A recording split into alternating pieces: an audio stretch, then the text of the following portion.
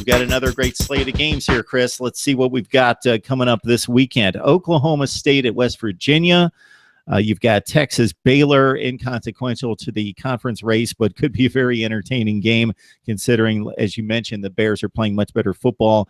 Kansas State, Kansas, in-state rivalry there. Okay, TCU at Iowa State, and suddenly the Cyclones, they are in the conference race at 3-1 with 6 games left to play, and rather 5 games left to play. And then you've got Texas Tech taking on OU in Norman. Yeah, a very, very good slate. Texas Tech has won in Norman before. I mean, they're coming off the loss. They'd like to avenge that. They've played a lot better. Oklahoma, in my opinion, even though that, TCU is ranked number 1, I believe Oklahoma might still be the best team in the Big 12. So I favor the Sooners in that one, but Texas Tech, any given Saturday, they can certainly win that game. TCU, Iowa State is very interesting. Iowa State in the polls for the first time since, I think, 2005 or 2000. Yeah, somewhere in the 2011. I mean, it's been a long time. I'd have to go back and check that stat. But TCU on the road in Ames. Ames can be a hard place to play in. We saw Iowa State kind of spoil Oklahoma State's season in 2011. So definitely a game to watch there. Iowa State has just enough weapons to make something happen. Texas at Baylor, can Baylor get the first win, or can Texas get some confidence that they need moving forward? Then Oklahoma State at West Virginia. The Mountaineers are still very, very high on this team. They think they have a ton of potential. We haven't seen West Virginia put it together all 4 quarters yet, but if they do, they could be a very, very good team. Oklahoma State has been a team that they're very, very good, but they tend to shoot themselves in the foot at times, and that might cost them against a team like West Virginia for sure. So we've got TCU right now with 5 games left to play in conference, undefeated at 4-0. Then we've got 4 teams following in line behind them, all at 3-1. We have very few important games already played, most of the important games amongst the contenders still to come. So the test of the college football playoff is not to select the 4 best conferences. So if they all beat each other, that could show us that the Big 12 is extremely strong, but it's not going to do anyone any good inside the conference in making the college football playoff. A 9-3 champion is the worst case scenario. The best case scenario right now is, of course, if TCU runs the table. They're the highest ranked, they're undefeated, run the table, beat everybody, get to the college football playoff. It's a slam dunk.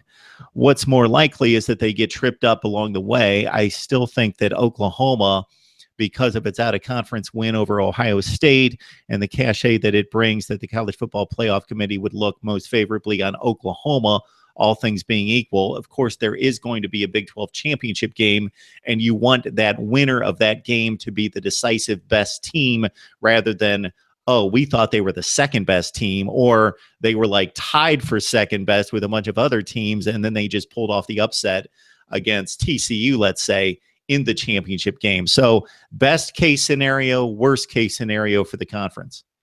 Well, the worst case scenario is for a team like TCU. They still have, I mean, their next set of games is at Iowa State versus Texas, at Oklahoma, at Texas Tech. So definitely a stretch there that, that they could lose. The Big 12 hasn't had a team run undefeated for the whole season since the change of format. So in 2012, so that would be unprecedented if TCU was able to do it. Worst case scenario, the Big 12 just eats itself, just a meat grinder. Best case scenario is either 2 of the teams, TCU, Oklahoma State, get to the Big 12 playoff, and then I think the winner would have a very, very good argument to get into the playoff, because if they have the 1-loss winner, any of those 3, I think, should make it in, no problem. But anything short of that, and they're going to have a hard time. And that's just kind of the meat grinder of the round robin schedule. I've talked to you about that before. I'm not a fan. I don't think the Big 12 needs to expand for strength reasons, but I think they need to expand to go back to divisions. And I think divisions would help the conference out a lot, because then you have 2 clear leaders in a division, and then you send those 2 to the championship game, and it's a little bit easier. And like USC or Washington, for example, they don't have to play each other. You can avoid some higher profile matches. But I can't guarantee they don't eat each other, and I don't think anybody can at this point. So We're just going to have to see what happens. So, Chris, I think your best case scenario is to be a little bit more specific off of what I just stated, is that since they've already played TCU and Oklahoma State, and that's Oklahoma State's lone loss, that TCU runs the table, Oklahoma State runs the table from here on out. They play in the championship game, and TCU wins. If you really want to slam dunk for the conference, to make it to make it that easy on the college football playoff committee. If we want to go a little bit more reasonable, then yeah, it's a one-loss conference champion beats another one-loss team in the championship game and finishes 12-1. Yeah, but I mean, even if Oklahoma beats TCU and they both enter that game with one loss, I think that would be fine too.